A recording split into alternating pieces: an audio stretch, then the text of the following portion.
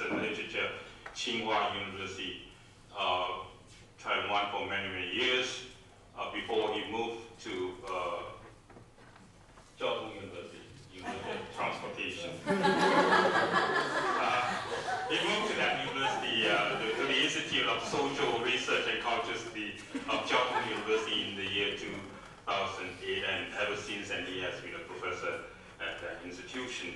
And over the years he has held many, many visiting professorships and research fellowship in various countries, in Singapore, in China, in Korea, in the United States, and so on and so forth. He is also on the board of editorial board and advisory boards of a number of international journals such as Inter-Asia Culture Studies, Taiwan Article Quarterly in Social Studies, and Culture Studies, and so on and so forth. I don't think I have to mention this. We, of course, like many others in this room, have a long list of publications, but Guangxin just a few moments ago, he just wanted me to mention one title, which came out only maybe a few days ago from Duke University, that is Asia as Method. Originally, I think basically this book was first written in Chinese called De-Imperialization, Asia as Method, but the English version was called Asia as Method, which came out from Duke University only recently. But Professor Chen also has other books, like The Imperialist Eye, which was published by, which was translated by Professor Park Jin-woon and others in Korea, and came out in Korea in the year 2003. I think I will meet some other publications. Okay. Let us welcome Professor Chen Huang. Thanks, Yu-cheng, for the embarrassing introduction. Let me first thank the conference organizer, Andy, and Yoneyama and his team. Everyone take note of how sufficient they have been. My last conference in this institute was in mid-1990, organized by Yu-cheng, history and theory, something along those lines. But here, let me follow Hyungji to disclaim, because this is my first Asian American Study Conference ever. And my only affiliation with Asian American was actually my first job when I had my PhD. I was teaching in New York. And that was the interpolation, people trying to push you into that direction, Asian American. But I couldn't identify, right, because I wasn't. So this is the first conference. So I've been learning from all the presenters. So I'm very grateful for all the presentations. But also, let me begin by the apology that if what I have to say generates discomfort or impossibility or what have you, or nonsense, please forgive me. But this is conducted in the mode of self-critique, so no aggression, right? So please bear that in mind. Lisa has kindly mentioned about the Inter-Asia Cultural Study project.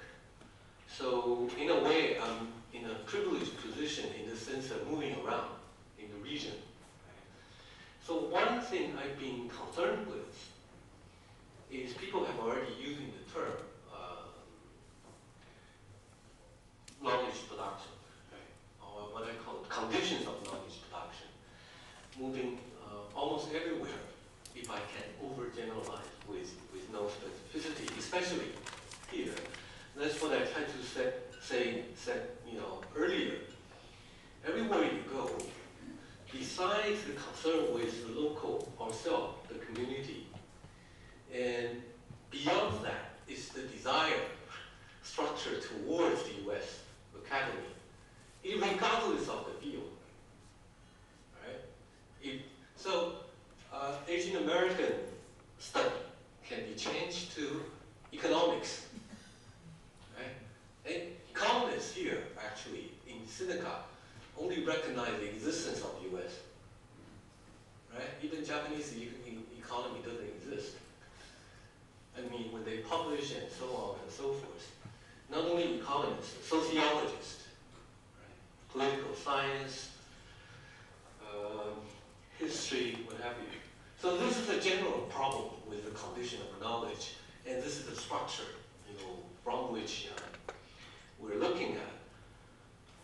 So this, to my knowledge, the Inter-Asia project is precisely trying to shift, to see whether new possibility could emerge, right? So this is what I see. The project of this workshop is precisely trying to see the new possibility and what could emerge from this. So in other words, once the shift is taking place, it may have different problematics. All right, let me try to, or to use Andy's term, what are the new objects of study? So in light of that, let me try to say something. Let me first to play with 100% with identity politics. Right? Take the term Asian American here. And in order to defamiliarize, let's reverse the term. Means American Asian. Right? You know what I mean? Who are the American Asians? Right? And immediately come to my mind would be someone like Amy. Right? Or Guy. You know what I mean? I'm pointing to this, right? Americans who now live in Asia. This is a reverse term, right? To begin with. But no, let's not stop there. Who are American Asian? Right? I include myself. Oscar, sitting there. Or Hyungji, I don't know. Kyung-soo, including Andy. Right? And so on. So these are the,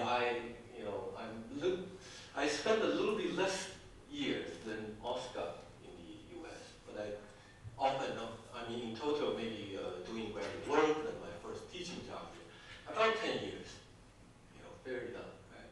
But took probably another 20 years to come home, even landed there, you know what I mean? But, but the story is much more complicated than this simple reversal. One of the surprise came to me when I think in mid-1990, I went to Seoul in a classroom giving this talk. And afterward, in Seoul National University, one PhD student stood up and said, Professor Chen,